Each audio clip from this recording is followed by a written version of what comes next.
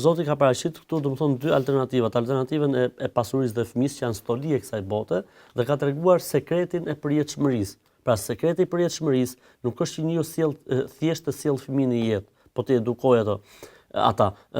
Sekreti i lumturisë nuk është që njeriu domethënë thjesht të ketë pasuri, po të mirë menaxhojë pasurinë e tij.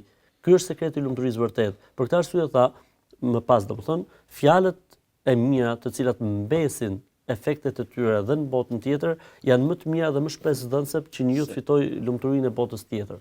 Pra, domethënë e gjejmë Kur'anin i cili e vlerëson mirësinë e kësaj bote që është fëmia, që është pasuria, po i mshon dhe faktit që kujdes, le mos bëhet domethënë pasuria apo dëshira për të pasur shumë fëmijë shkak që njeriu domethënë të humbi botën. Domethënë është natyrë e njeriu. Zoti thotë ju e doni, domethënë dikush nuk mund të thotë që gjë se unë nuk e dua.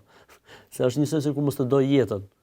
Është njësoj sikur mos doj jetën. Kështu që ideja është domethënë gjithë këto ajete tregojnë atë pjesë natyrshmërisë e njerëzit. Dhe këto ajete faktikisht mirë na tregojnë se çfarë rëndësie ka në Islam të japësh sadaka dhe lëmosh.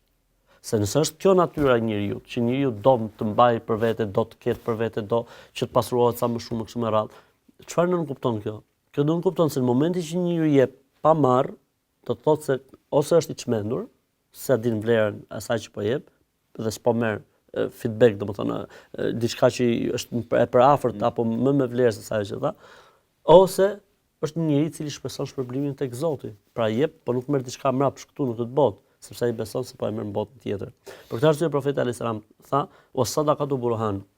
Dhënia e lëmoshës së sadakas është argument i besimit, sepse është në natyrën e njeriu nuk jep pa marr mbas, pa përfituar. Në momentin që jep dhe nuk përfiton, do të thotë se ose është në rregull nga mend dhe nuk bën që t'i lejmë lek në duar, ose është shumë i rregull nga mend, mirë pa ai shpreson shpërblimin tek Zoti i gjithësisë.